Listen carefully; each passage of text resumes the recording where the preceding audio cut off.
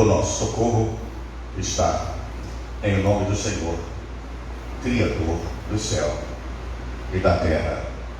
Amém.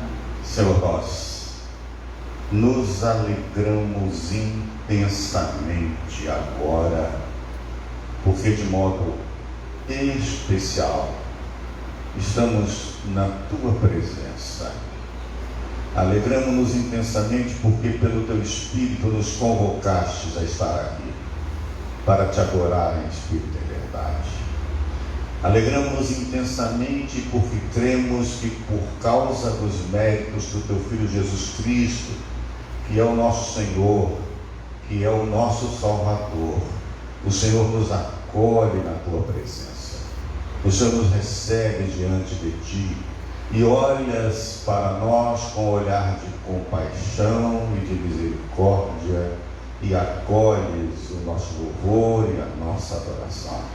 Ó Pai, reconhecemos que estamos na Tua presença, que por Ti mesmo fomos conduzidos até aqui e que somos acolhidos diante de Ti para Te adorar. Recebe-nos, recebe a nossa oração e a nossa adoração por meio de Jesus, Teu Filho. Amém.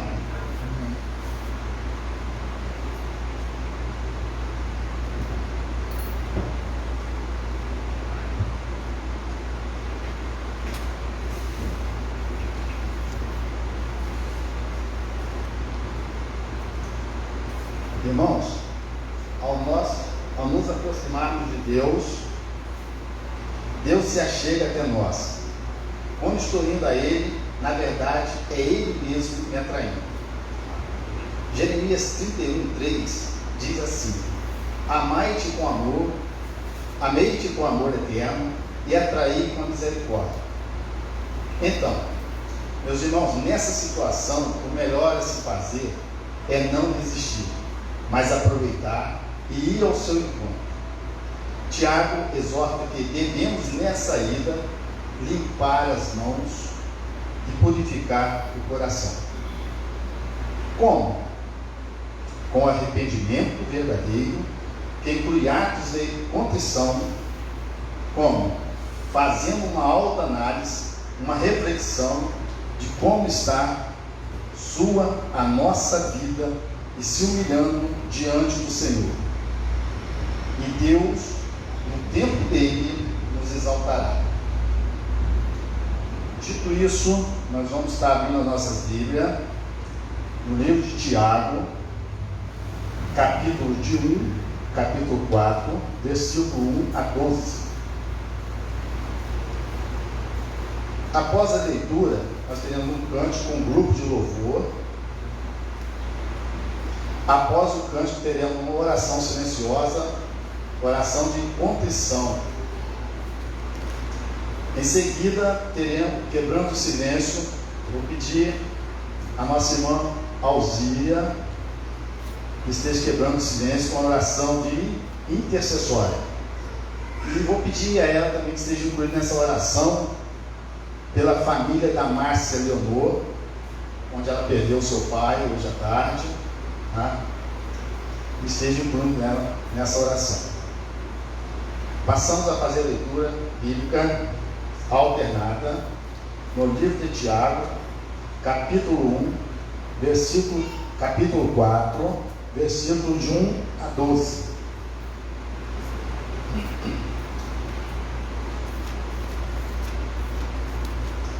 De onde procedem guerras, contendas que há entre vós? De onde? Senão dos prazeres que militam na vossa carne? Pois sabem nada tendes, matais e invejais, nada podeis obter. Viveis ao contrário a fazer guerras, nada tendes, porque não pedis. Pedis e não recebeis, porque pedis mal, para esbanjar-lhes em vossos prazeres. E não compreendeis a amizade do muito inimigo de Deus? Aquele, pois, que quisesse ser amigo do mundo, constitui-se inimigo de Deus. Ou supondes que em vão afirma a Escritura: é com temos ciúme que por nós anseia o Espírito que Ele fez habitar em nós? Antes Ele dá maior graça pelo que diz: Deus resiste aos santos, mas a graça aos humildes. Sujeitai-vos, portanto, a Deus, mas resisti ao diabo, e ele fugirá de vós. Chegai-vos a Deus, e Ele chegará a vós outros. Purificai as mãos pecadoras, e vós que sois de ânimo puro, limpai o coração. Afligi-vos, lamentai e chorai, converta-se o vosso riso em pranto, e a vossa alegria em tristeza. Humilhai-vos na presença do Senhor, e Ele vos exaltará. Irmãos, não faleis mal uns dos outros. Aquele que fala mal do irmão ou julga a seu irmão, fala mal da lei e julga a lei. Ora, se julgas a lei, não és observador da lei, mas juiz. Um só é legislador e juiz, aquele que pode salvar e fazer crescer. Porém, que julga o próximo.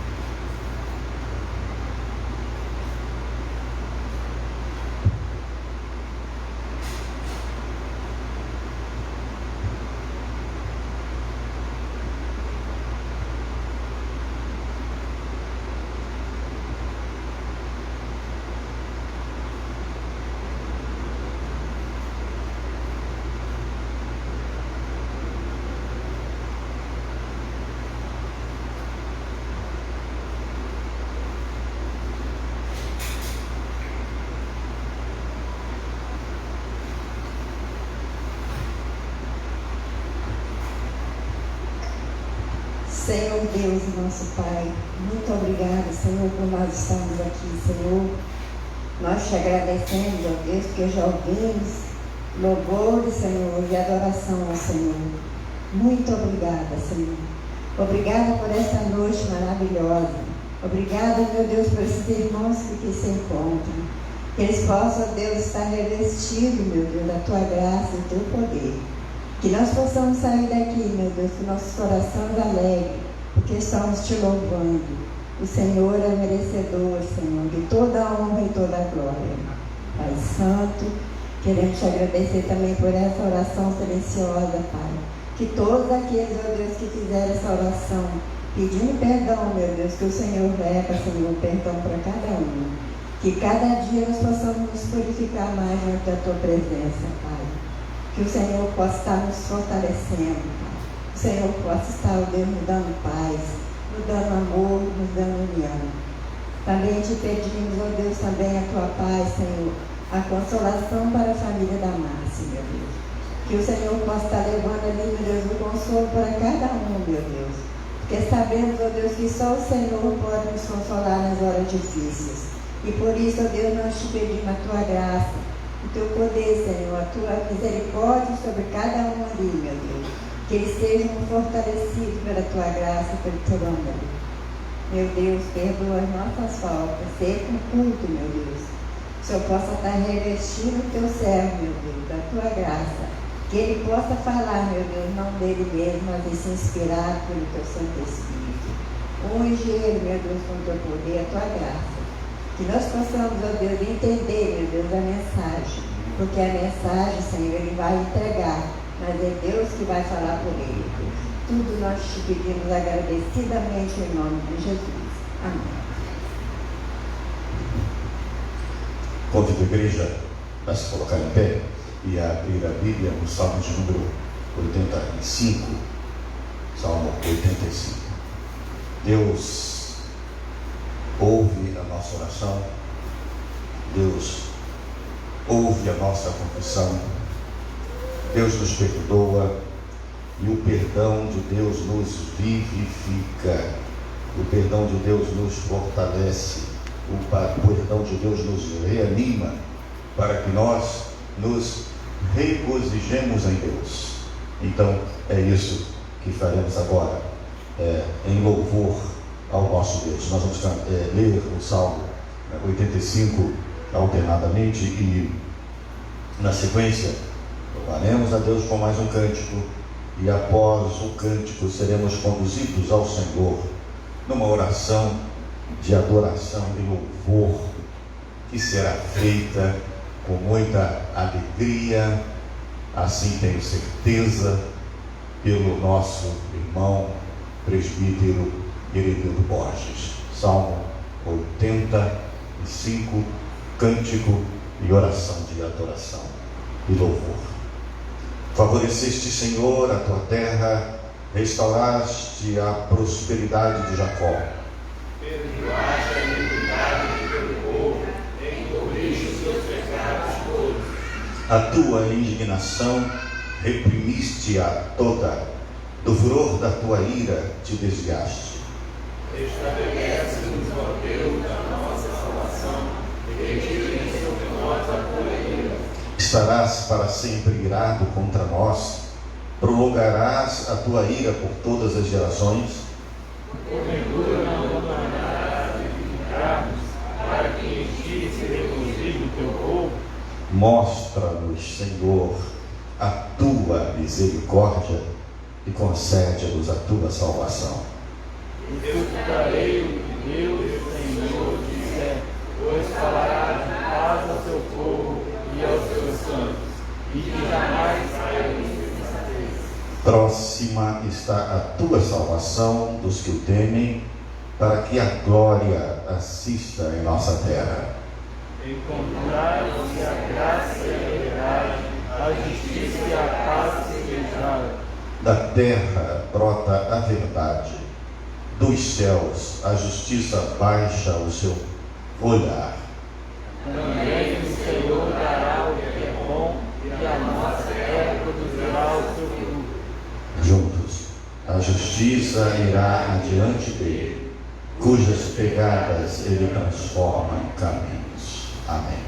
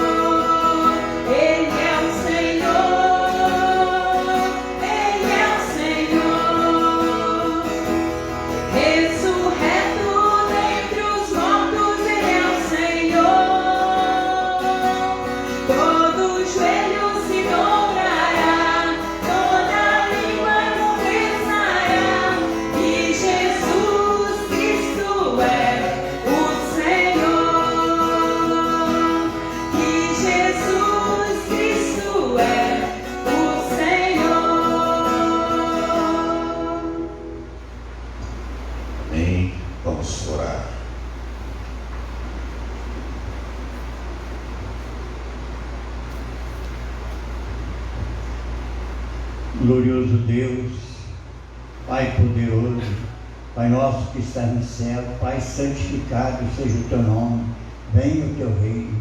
Obrigado, Jesus, por esse dia maravilhoso que o Senhor fez e nos deu, por graça e misericórdia. Obrigado, Pai, por esse momento, quando os teus filhos, teu povo, se congrega nesta localidade, no templo dedicado à obra do Senhor, para prestar um culto de adoração e de louvor ao teu nome, Jesus. Pai, nesta hora, toca nos nossos corações, Jesus. Toca na nossa viver, Pai, para que o nosso sentimento nessa hora seja um sentimento de adoração, seja um sentimento de louvor, de agradecimento, Pai. Pai, abençoa ricamente, Jesus, cada pessoa que está nesta noite, que ele se sinta, Pai, fortalecido pelo Senhor, que o Santo Espírito ilumine os nossos corações, fala ao nosso coração, dando sempre direção a todo o nosso viver, Pai.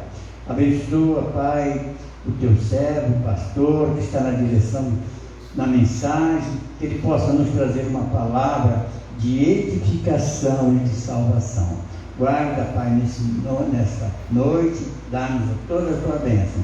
Perdoa, Senhor, as nossas faltas. Nós oramos agradecidos em nome de Jesus. Amém.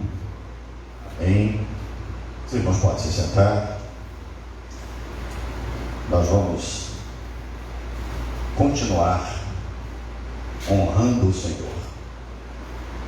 Estamos honrando o Senhor com o nosso louvor, com a nossa adoração, com a nossa súplica, com a nossa confissão. Agora vamos honrar o Senhor com as primícias da nossa renda, porque a entrega dos dízimos, das ofertas que entregamos na casa do Senhor, não são para nos honrar, são para honrar o Senhor. E estamos aqui para isso, para honrar o Senhor. Eu convido a igreja que abra a Bíblia no livro de Provérbios, capítulo 3. Nós vamos ler alternadamente os versículos de 1 a 10. E durante a leitura, após a leitura, nós estaremos mais uma vez louvando a Deus com cântico, e durante o cântico, aí sim, os irmãos poderão honrar o Senhor trazendo as primícias ao gasofilácio, aqueles que trouxeram hoje, e depositando no gasofilácio, para que haja fartura na casa do Senhor, como pela graça de Deus tem havido fartura nas nossas casas. É isso. Provérbios 3, 1 a 10, leitura alternada, depois o cântico, durante o cântico, a entrega dos dízimos e das ofertas e a oração de consagração dos dízimos e das ofertas será feita pela nossa irmã Carla Borges. Provérbios 3, 1 a 10. Filho meu, não te esqueça dos meus ensinos, e o teu coração guarde os meus mandamentos. Que acrescentarão anos de vida e paz. Não te desamparem a benignidade e a fidelidade. Ata-as ao pescoço, escreve-as na tábua do teu coração. E acharás graça e boa compreensão diante de Deus dos homens. Confia no Senhor de todo o teu coração, e que não te estribes no teu próprio entendimento. Reconhece-o em todos os teus caminhos, e ele endireitará os teus caminhos. Não sejas sábio aos teus próprios olhos. Teme ao Senhor e aparta-te do mal. Será isso saúde para o teu corpo e refrigério para os teus ossos. Honra ao Senhor com os teus bens e com as primícias de toda a tua renda, juntos, e se encherão fartamente os teus celeiros e transbordarão de vinho os teus lagares. Amém.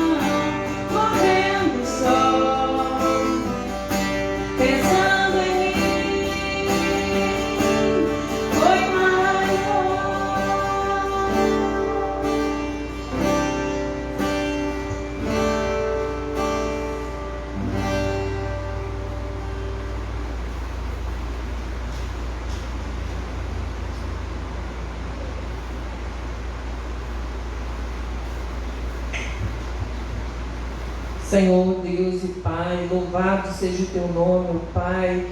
Te agradecemos, Deus, porque fomos trazidos até a Tua casa, Deus, para louvar, para adorar ao Senhor, ó Pai. Te louvamos, Senhor, por tudo que o Senhor tem feito nas nossas vidas, Deus.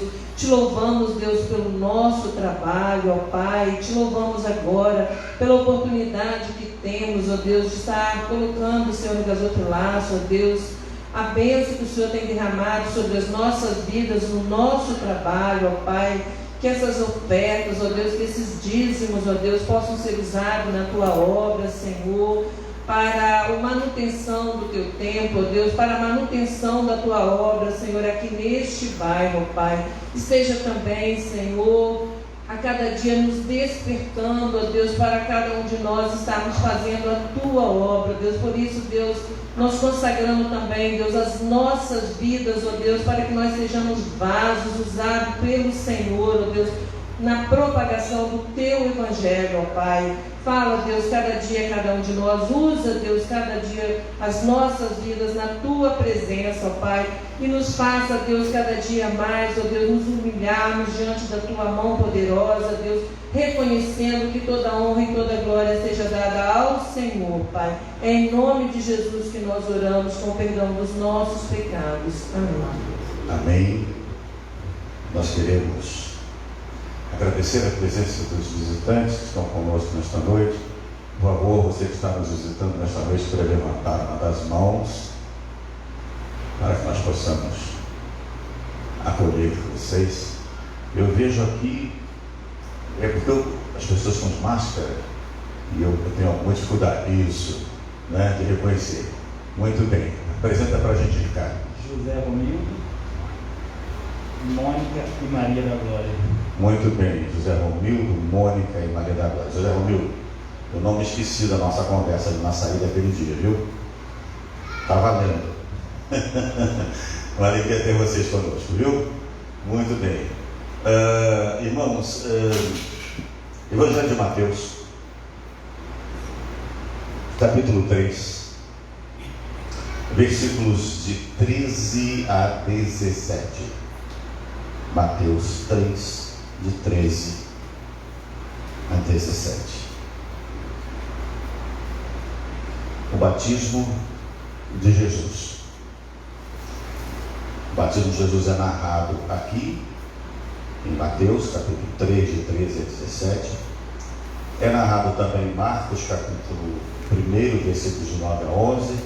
É narrado também em Lucas, capítulo 3, 21 a 22. E é narrado também em João 1, 32 a 34. Portanto, é um evento crucial da vida de Jesus. Tão crucial que os 4 evangelhos o narram. Eu peço à igreja que, por favor, se coloque em pé para lermos juntos o Evangelho de nosso Senhor Jesus Cristo, segundo Mateus, capítulo 3, versículos de 13 a 17. Leiamos. Por esse tempo, juntos, por esse tempo, dirigiu-se Jesus da Galiléia para o Jordão, a fim de que João o batizasse. Ele, porém, o dissuadia, dizendo: Eu é que preciso ser batizado por ti, e tu vens a mim? Mas Jesus lhe respondeu: Deixa por enquanto, porque assim nos convém cumprir toda a justiça. Então ele o admitiu. Batizado Jesus, saiu logo da água, e eis que se lhe abriram os céus, e viu o Espírito de Deus descendo com pombas, vindo sobre ele. E eis que uma voz dos céus que dizia: Este é o meu Filho amado, em quem me compraste.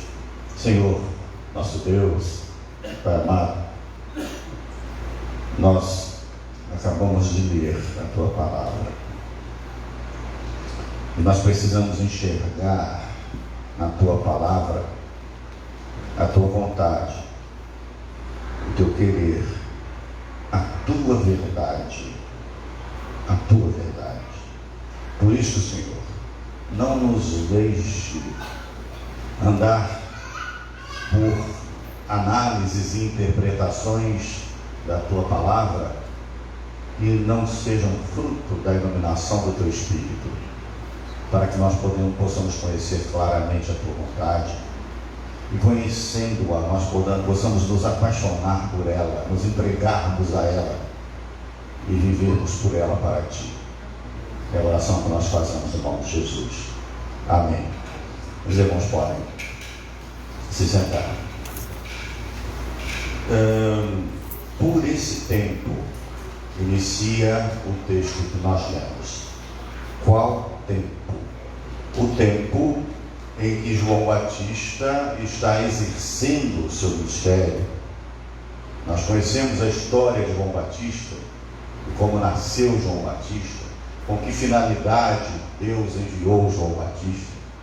Nós conhecemos a história de Jesus, não é? A origem de Jesus, com que finalidade o Pai enviou Jesus, o seu Filho, o Cristo, para salvar o seu povo. O tempo aqui, portanto, é o tempo em que João está exercendo o seu ministério. O ministério de João consistia em preparar o caminho do Senhor. O ministério de João consistia em chamar as pessoas ao arrependimento, porque a salvação estava próxima, porque o reino de Deus estava próximo. Nisto consistia o ministério de João. E todos aqueles que acolhiam o chamamento ao arrependimento, em sinal de se terem arrependido, eles se apresentavam então para ser batizados, em sinal de se terem arrependido dos seus pecados, se apresentavam para ser batizados. E aí, nesse tempo, Jesus vai a João também para ser batizado. Esse tempo aqui é o tempo em que Jesus contava aí aproximadamente 30 anos. Como temos acompanhado na leitura dos evangelhos, desde o primeiro domingo do Advento, nós vimos que os evangelistas, eles não se concentram sobre um longo período da vida de Jesus. A maioria deles fala do nascimento, né?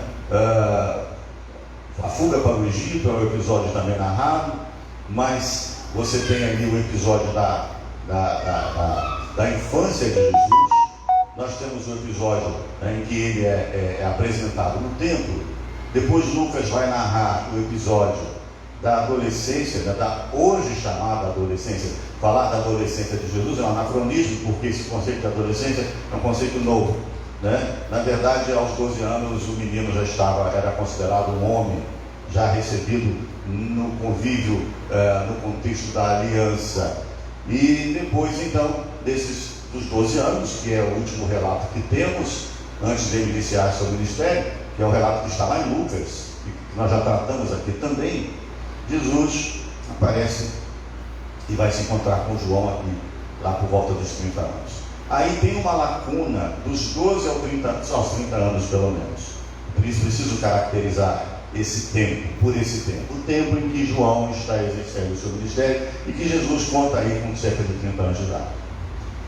O preenchimento dessa lacuna da vida de Jesus é feito por alguns ficcionistas, não é? De uma forma muito criativa, às vezes criativa e leviana, às vezes criativa, leviana e fantasiosa, apresentando as mais estranhas teorias sobre o que Jesus teria feito entre os 12 e 30 anos. Alguns dizem que ele teria ido para uma comunidade de essênios, uma comunidade que existia lá em torno do Mar Morto, onde foram descobertos no século passado, 1940 e alguma coisa, os conhecidíssimos, famosos, importantíssimos manuscritos do Mar Morto, não é? Que trouxe assim a confirmação da consistência e fidelidade de inúmeros textos bíblicos, inclusive praticamente todo o livro do profeta Isaías estava lá inteirinho, e não há, não é, qualquer discrepância entre esses manuscritos antigos e o texto que temos em mãos. Não, Jesus não foi viver entre os essênios. Essênios, ou seja, era um grupo que diante da podridão do mundo, da corrupção, eles formaram um grupo à parte para se preparar para receber o Senhor. Né? Essa basicamente era o objetivo dessa comunidade dos essênios. Mas Jesus não foi para lá. Alguém disse que Jesus foi para a Índia aprender mágica, né? Ciências mágicas. Por isso que ele fazia aqueles milagres que encantavam todo mundo, todas as pessoas, que faziam com que as pessoas o seguissem. Também não procede. Nós já demonstramos aqui, mas é preciso lembrar que a resposta para isso está em Marcos. Nós, há 2 domingos atrás, citando, tratamos disso. Quando Jesus vai para Nazaré da Galileia, começa seu ministério, vai para Nazaré da Galileia, e chega lá e começa a pregar, as pessoas começam a dizer assim: mas ele não é o carpinteiro? Não está entre nós a sua mãe e as suas irmãs, e o pai não está? A essa altura, ao que tudo indica, em que Jesus está na Galileia, José já havia morrido, e muito provavelmente Jesus foi arrimo de família, aí até os 30 anos de idade, exercendo a profissão de carpinteiro. Não é? É bem menos fantasioso, é bem menos clamoroso, melhor dizendo, até, do que os que querem criativamente e de forma distorcida e até incompatível com a verdade de Deus, preencher esse tempo da vida de Jesus. Ele estava, na verdade, trabalhando, estava, na verdade, exercendo sua profissão de carpinteiro. E aí, esse carpinteiro de Nazaré, esse jovem carpinteiro, se apresenta a João para ser batizado. E aí nós precisamos entender a dificuldade de João em batizar. Por que João se recusou a princípio a batizar Jesus? Então é isso que nós queremos ver agora neste texto, é isso que nós buscamos ver. O que podemos aprender desse encontro de Jesus com João, dessa intenção de Jesus em ser batizado, dessa recusa de João em batizar Jesus e do que acontece depois do batismo? Então, são esses pontos que queremos pensar e trazer aqui para a nossa instrução, o ensino deles decorrente. Então vamos lá. Naqueles dias apareceu João Batista pregando no deserto da Judéia e dizia: arrependei-vos, porque está próximo o reino dos céus. Perfeito? Então aqui está a pregação. Como disse, os arrependidos buscavam então ser batizados como sinal de arrependimento. Agora sim o texto que lemos. Por esse tempo então dirigiu Jesus da Galiléia para o Jordão, a fim de que João o batizasse. Ele, porém, o dissuadia, dizendo: quem dissuadia quem? João dissuadia Jesus, dizendo: eu é que preciso ser batizado por ti, e tu vens a mim. Qual é a raiz dessa recusa de João? Veja, João está agindo aqui de forma plenamente compatível com o conteúdo da sua pregação. Ele denunciava o pecado, chamava ao arrependimento. Em sinal de arrependimento, as pessoas se apresentavam para o batismo. Mas agora tem um problema aqui: quem se apresenta a ele não tem pecado, e João sabe disso. Como então ministrar o batismo de arrependimento de pecados a quem não tem pecado? Como então ministrar o batismo de arrependimento de pecados a quem veio para perdoar os pecados? Vejam, meus irmãos, que a posição de João Batista é absolutamente coerente com a sua pregação e com as diretrizes da sua missão. Ele veio para preparar o caminho do Senhor, como disse o profeta: voz do que clama no deserto, preparai o caminho do Senhor. E agora o Senhor está diante dele para ser batizado.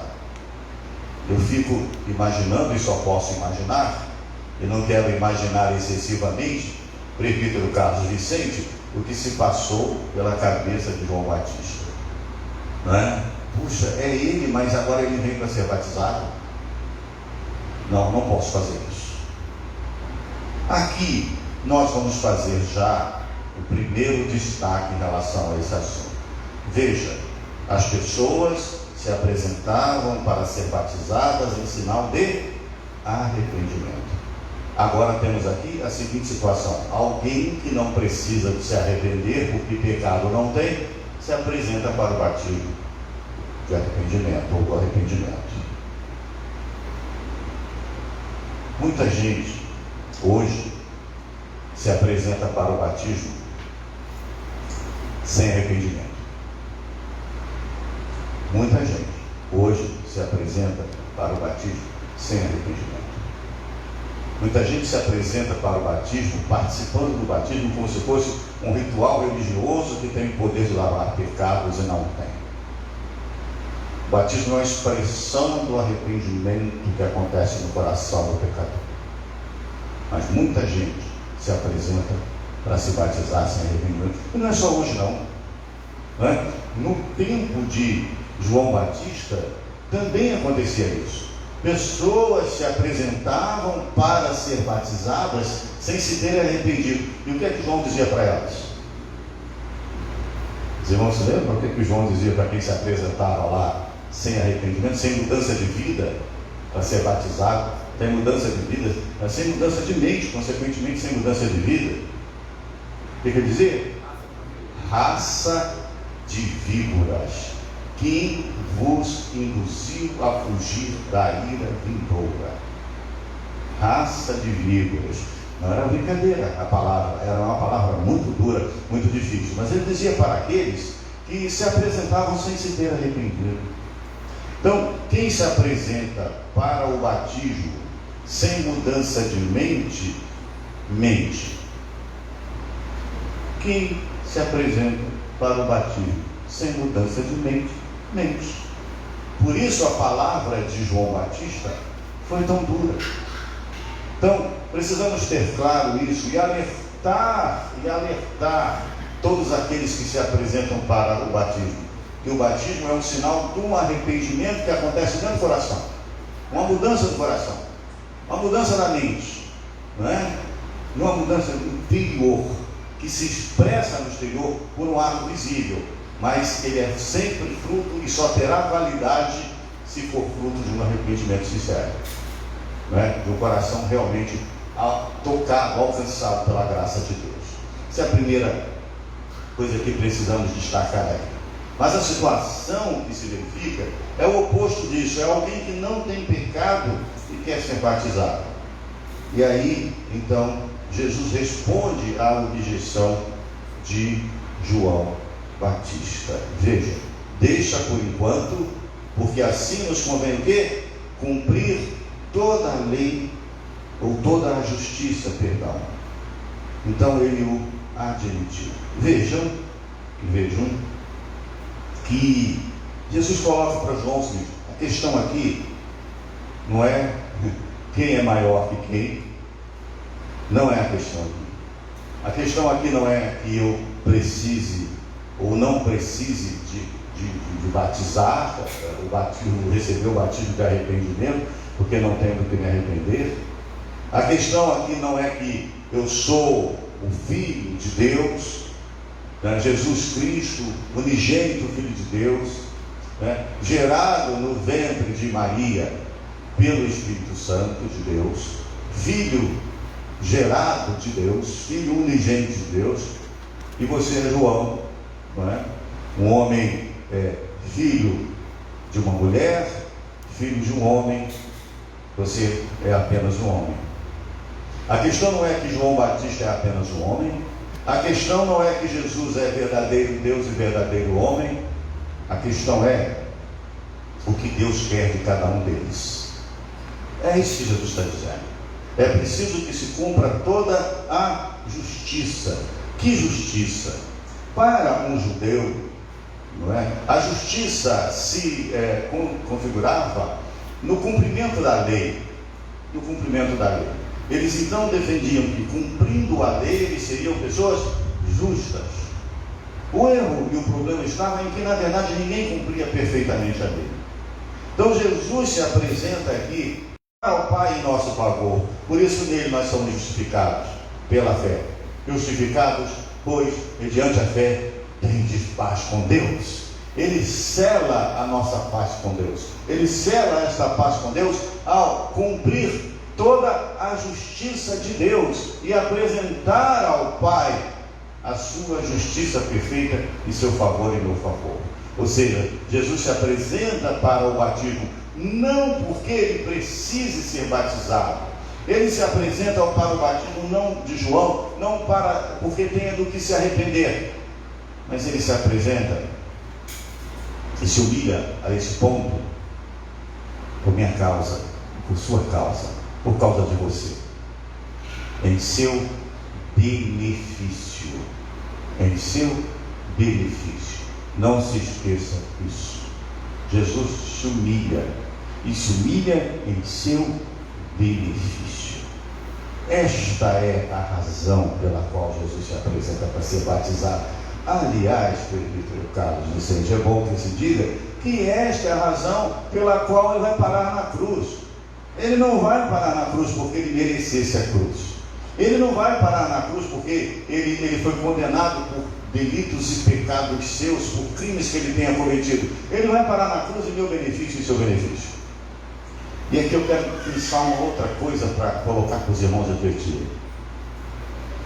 Sofrer humilhação e prejuízo em benefício de outros é uma coisa que está muito distante da nossa vida cristã. Nós somos fruto dos benefícios conquistados por Cristo. Sabe? Porque se humilhou, porque sofreu em nosso lugar, sofreu a humilhação, a tortura, o escárnio em nosso lugar, recebeu sobre si a ira de Deus em nosso lugar, para o nosso próprio benefício. E aí, quando nós pensamos nos nossos relacionamentos, dificilmente nós pensamos em fazer alguma coisa em benefício de outras pessoas, em benefício dos nossos irmãos. Mas talvez alguém se anime a fazer em benefício dos seus próprios irmãos, talvez alguém se anime a fazer em benefício da sua própria família, mas fazer em benefício dos seus inimigos é impossível ao homem natural compreender isso. E quando Jesus fez tudo isso em nosso benefício, ele fez quando nós ainda éramos seus inimigos. Porque todo homem sem Cristo é inimigo de Deus. Todo homem sem Cristo é inimigo de Deus. Muito bem. Seguindo em frente, então, ele cumpre, ele se humilha, ele cumpre tudo para apresentar diante do Pai a sua perfeita justiça em nosso favor. Muito bem. E aí no versículo 16, batizado Jesus, saiu logo da água, e eis que se lhe abriram os céus, e viu o Espírito descendo como pomba sobre ele. O que se percebe aqui é que os céus se lhe abriram e ele viu.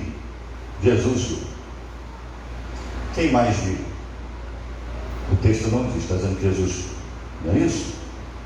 O texto está dizendo que Jesus viu. O Espírito de Deus descendo como pomba sobre ele.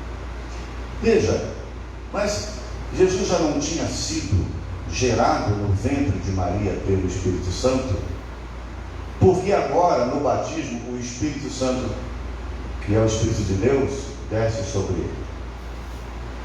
Na verdade, ao descer sobre Jesus no ato do batismo, no momento em que ele está iniciando o seu ministério, o Espírito Santo está dando todo o instrumental necessário para ele cumprir a sua missão, para ele cumprir o seu ministério.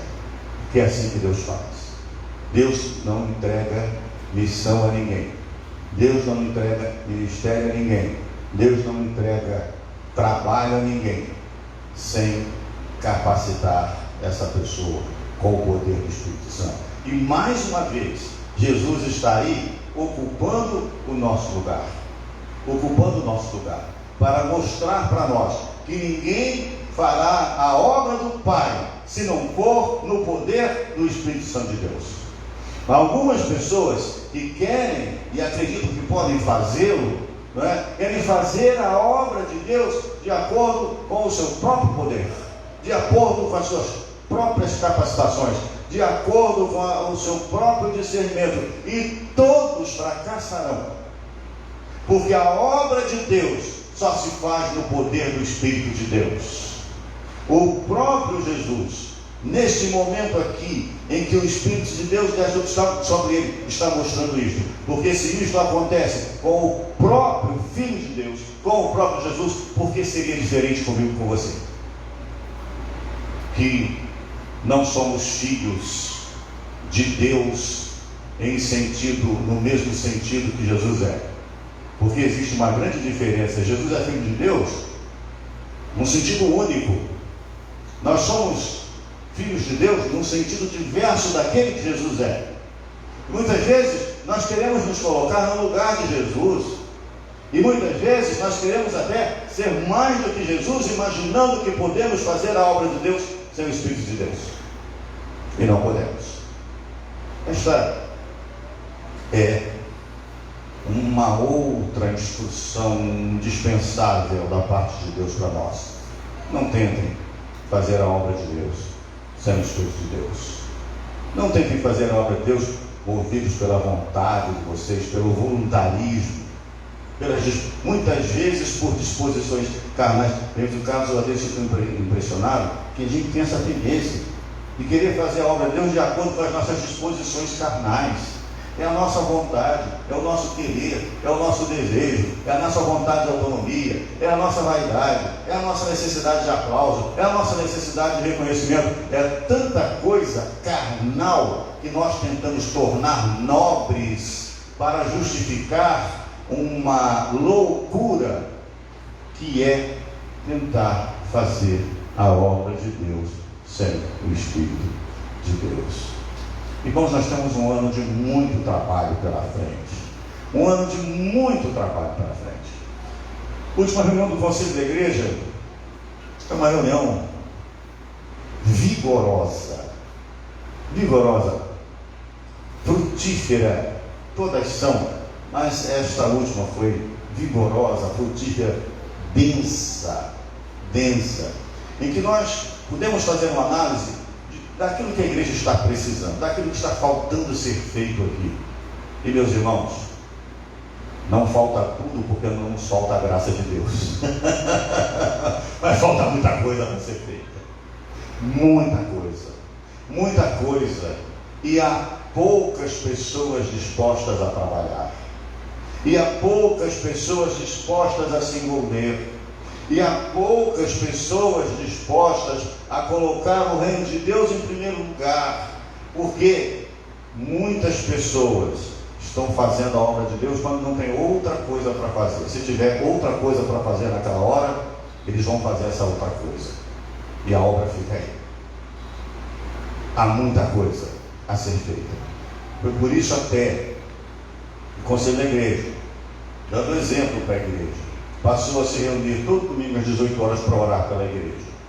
E hoje nós já estivemos lá orando, clamando ao Senhor, homens diante de Deus, clamando ao Senhor humildemente, reconhecendo a própria impotência para realizar aquilo que o Senhor quer e aquilo que a igreja precisa.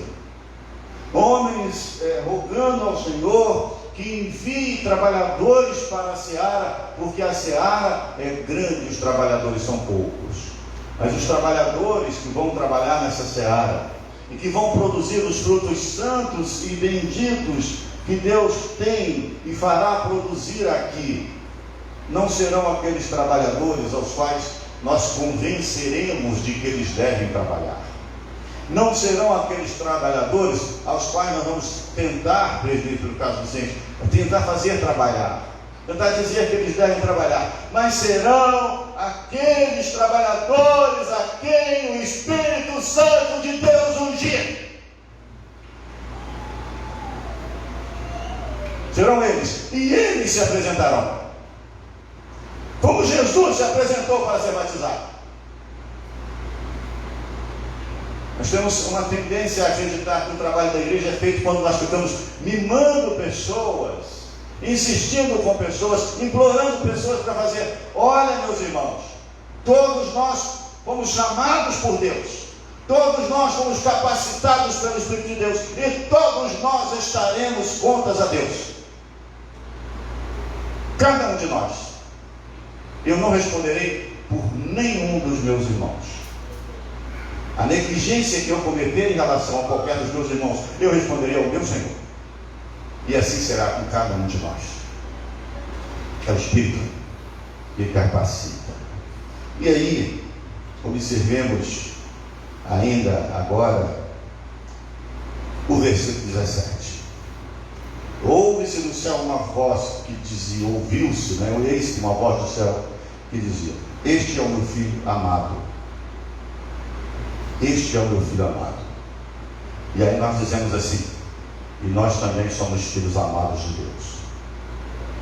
Irmãos, a rigor, só Jesus é filho de Deus.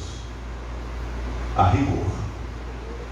Vamos baixar a nossa pretensão. Como diria um amigo meu, né, numa linguagem que não é muito apropriada para aqui, mas que só a título de ilustração, vamos baixar a nossa bola. A rigor, veja, a rigor, entendam bem, só Jesus é o Filho de Deus. Por que isso? Porque Jesus é o unigênito Filho de Deus, o único gerado de Deus, o único Filho que Deus gerou, é Ele. Portanto, Filho gerado de Deus, Jesus é o único Filho. É o único Filho. É o Filho amado de Deus, o Filho gerado do próprio Deus, o eterno Filho de Deus. E é isso que Deus está dizendo aqui: esse é o meu Filho amado.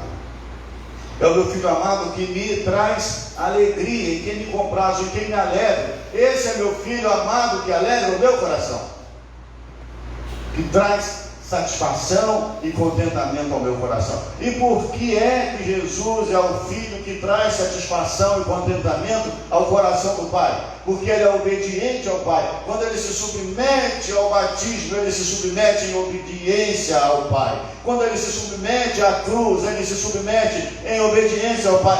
Tudo o que Ele faz é em obediência ao Pai. O unigênito Filho de Deus, tudo faz em obediência ao Pai. E por isso Ele alegra o coração de Deus. A rigor, Jesus é o único Filho de Deus.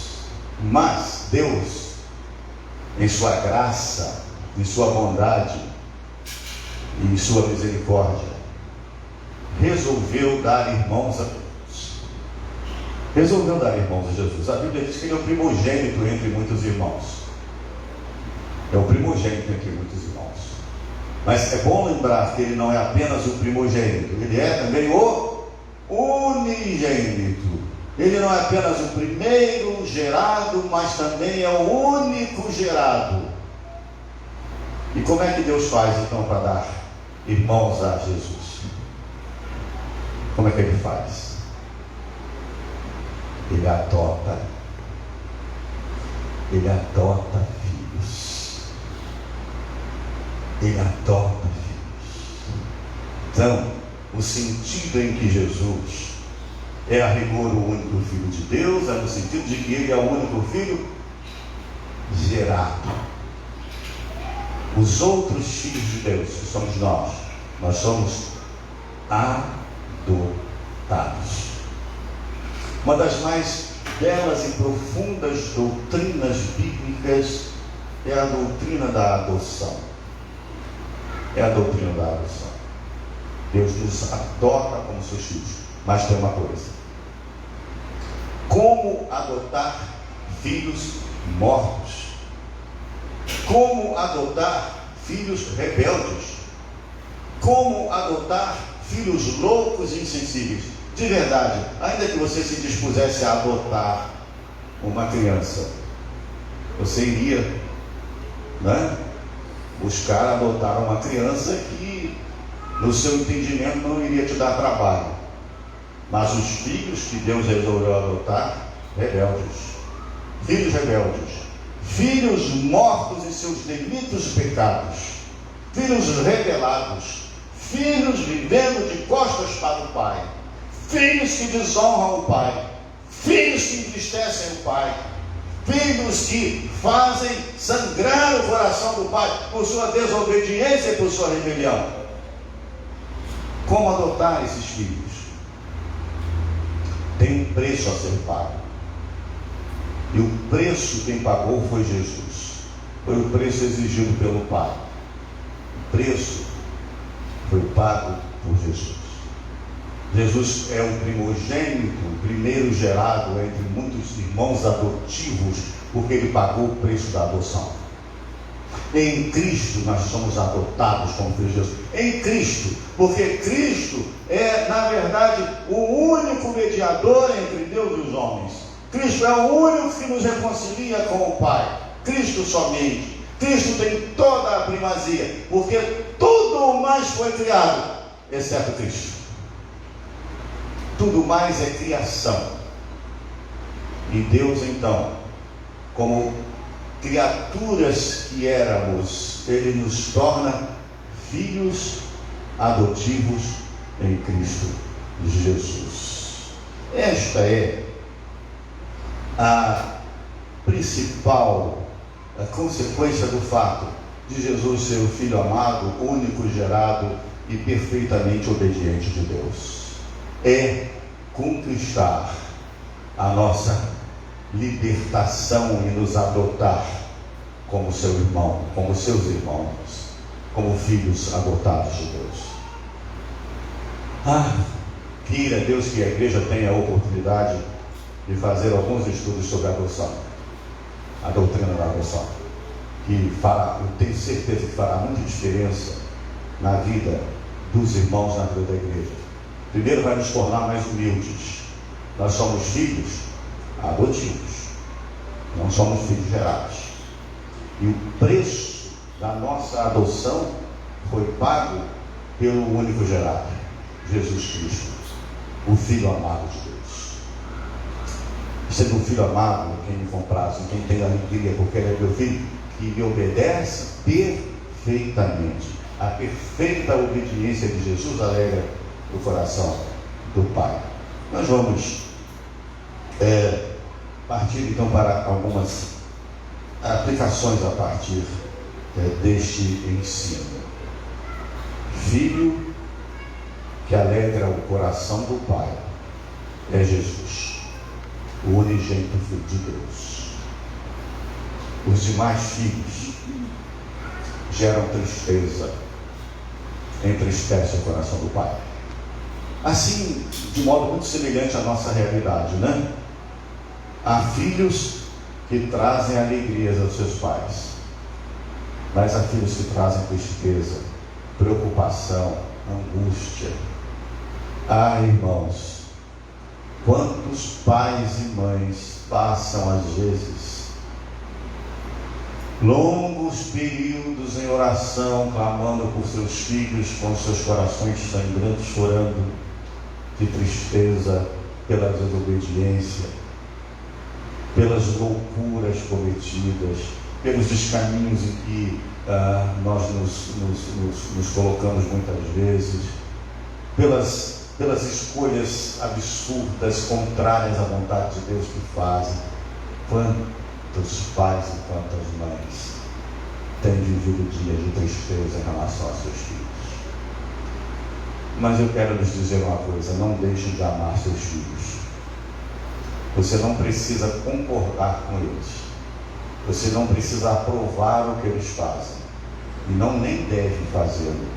Você não precisa concordar, você não precisa aprovar, mas você precisa amar, porque é assim que Deus fez conosco. Porque todos nós, sem Cristo, somos filhos que entristecem o coração de Deus. A única alegria que o coração de Deus recebe, a alegria plena e perfeita a nosso respeito, é a alegria que Cristo entrega a Ele por nós, em nosso favor. É a alegria que o próprio Cristo produz em nosso favor.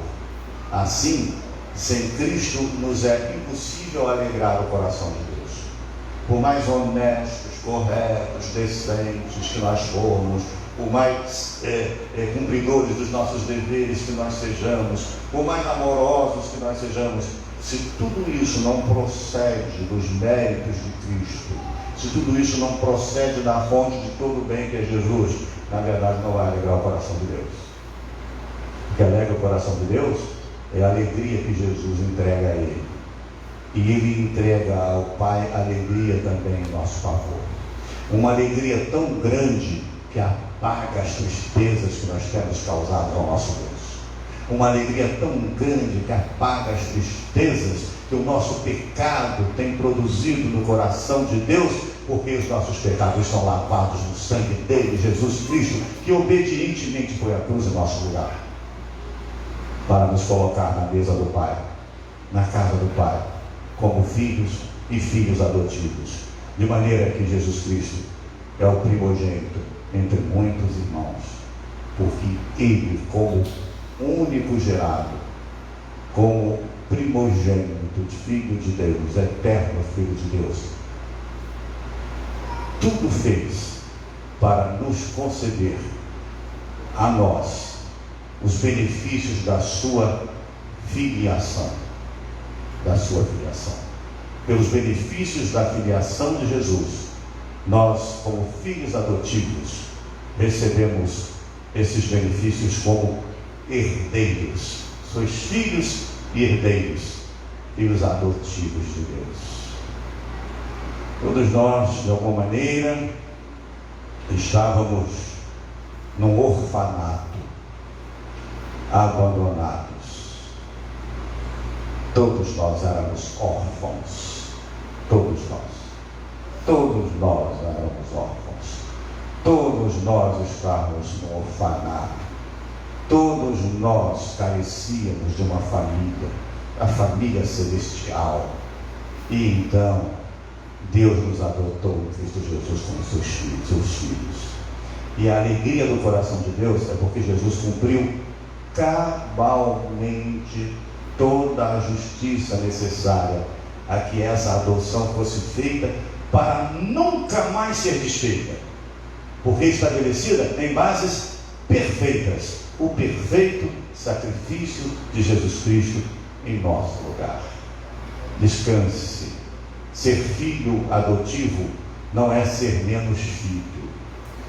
Em algum momento eu disse aqui mesmo, se a memória não me trai, que filhos biológicos a gente aprende a amar, porque amar é algo que se aprende, mas filhos adotivos a gente ama antes de adotar, senão não adota. E isso nos ensina algo maravilhoso sobre como Deus nos adotou em Cristo Jesus. Primeiro, Ele nos amou. Com amor eterno, Ele amou seu Filho unigênito. Com amor eterno, Ele ama seus filhos adotivos. Louvado seja Deus. Engrandecido seja o Senhor pelo seu amor para conosco. E jamais, irmãos, nos esqueçamos então de responder a esse amor de Deus, de responder a essa ação de Jesus Cristo, de colocar-se em nosso lugar, em nosso favor, para nos conceder os seus méritos. Nunca nos esqueçamos disso e respondamos a isso com uma vida de santidade, uma vida que agrade a Deus, uma vida que alegre o coração do nosso Pai Celeste, por meio de Jesus Cristo, seu Filho, nosso Senhor e nosso Salvador. Amém. Pai, obrigado por nos adotares como teus filhos. Obrigado, Pai, por Jesus Cristo, o unigênito, o primogênito, o Filho amado, que alegra eternamente o teu coração. Obrigado pelas alegrias que Ele tem entregado ao Senhor em nosso nome e em nosso favor. Olha para nós como seus filhos adotivos, amados desde antes da fundação do mundo, com teu olhar de graça e de misericórdia, e concede-nos a bênção de viver do modo digno como devem viver os teus filhos, para a honra e para a glória do teu nome. Amém. Convido a igreja a se colocar em pé. Nós vamos louvar a Deus com mais um cântico, depois estaremos impetrando a bênção, encerrando o culto de hoje.